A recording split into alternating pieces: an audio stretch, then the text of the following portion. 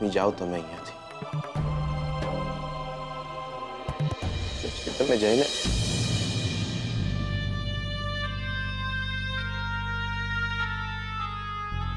શોધન તું હું તો એમને આવકારો નથી આપી શક્યો. તું ક્યારે જાકારો નહીં આપતો.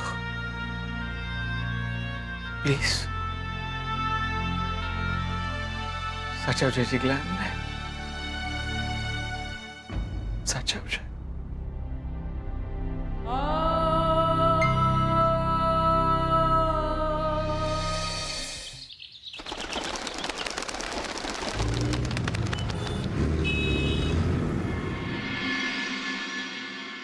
આ ગળચૂડું જો કેટલું સરસ છે ને. મમ્માએ ખાસ મારા માટે મંગાવ્યું છે. અને અને આ સાડી જો ને, કલકત્તી મમ્માએ ખાસ મારા માટે ખરીદી છે. સરસ છે ને. અને તારી પાસે જે સાડી છે ને, એનું જરીકામ જો બિલકુલ યુનિક છે. ખાસ રાજસ્થાનથી મંગાવી છે મારા માટે. આ જો આ લહેરિયું છે, એની બાજુમાં રેશમની બાંધણી છે. સરસ છે ને. બહુ જ સરસ છે શ્રુતિબેન. તું બસ ખાલી અવાજ કર. તને જે પણ ગમે ને એ બધું તારું.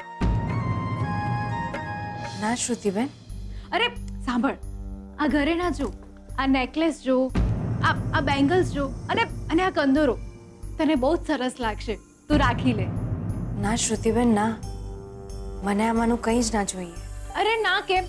લગ્ન થવાના છે તારા. ના કેમ પાડે છે? તું બોલ, ખાલી અવાજ કર. તને જે પણ ગમે ને એ બધું જ તારું. શ્રુતિબેન, તમે મને બેન માનો છો, બસ એ જ મારા માટે સૌથી મોટું ઘરેણું. બેન માનું છે ને એટલે જ આટલી ખુશ છું. તારા અને જીગરના લગ્ન થઈ જશે ને તો જોજે, મારાથી વધારે ખુશ કોઈ જ નહીં હોય. તું બસ ખાલી અવાજ કર ને, જે પણ ગમે ને એ બધું તારું. શ્રુતિબેન, હું બસ એટલું જ માંગીશ કે તમે એમનું ધ્યાન રાખજો. કોનું? શોધનનું? હા હા, એમનું ધ્યાન રાખજો શ્રુતિબેન. એમને સાચવજો. આ છોકરીને શોધનની આટલી બધી ચિંતા કેમ છે?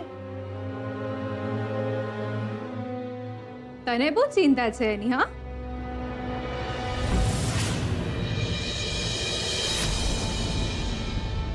ના ના શ્રુતિબેન, એટલે કે મારો કહેવાનો મતલબ છે કે એ બહુ જ સારા માણસ છે. એટલે જ તો એ મારો છે. હા, એ બસ તમારા છે, પણ તમે એમનું ધ્યાન રાખજો. આટલા દિવસ તું ત્યાં રહી તો માયા થઈ આવી તને શોધનની. હા,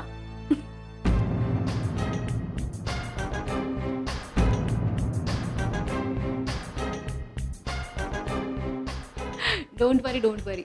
હું એને બહુ જ સાચવીશ અને બહુ જ બધો પ્રેમ આપીશ તારા તરફથી પણ. શ્રુતિબેન, અને એને એ પણ કહીશ કે તને ખબર છે શોધન, મારા જેટલી ચિંતા સ્વીટુને પણ છે.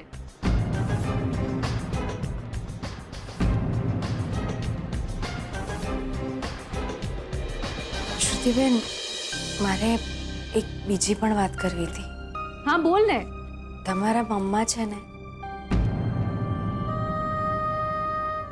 એમને નથી પસંદ કે આપણા બંનેના લગ્ન સાથે થાય.